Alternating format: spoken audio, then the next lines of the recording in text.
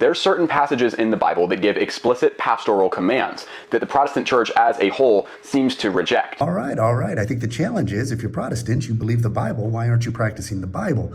Catholics get a cop-out on this one because even if it's explicitly written in the scripture, they don't have to practice it because they have an infallible authority that is on par and can even usurp the authority of the scripture. But let's look at maybe an example of a passage. For example, 1 Corinthians 11, 5-6 says that when women pray, they should wear head coverings or else they're going to disgrace themselves and God. But I've never seen women veiling in Protestant churches. That's a good example. Also, if you attend Catholic churches, you will find some women who do not veil per the canon code of 1983 or 1987, the canon code that replaced the earlier one from 1917, which included the requirement for women to veil when they prayed or prophesied in church.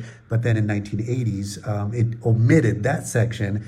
And so there's no mandate for women to wear veils within the church. And if you look at the actual passage, Paul actually says, we don't really have any specific requirement or tradition, right? He's appealing to natural law. He's appealing to the Torah. He's appealing to the cultural context of the Corinth church. There's a lot of cultural context to take into consideration as well. If a woman had her head shaved, then she needed to wear a veil because that was a shame. But Paul includes the fact that long hair, functions as a head covering in the case where if a woman vowed a vow, either something part of her culture or part of the Mosaic law, and the head was shaven, then there needed to be a head covering there because of the authority structure within the structure of the church.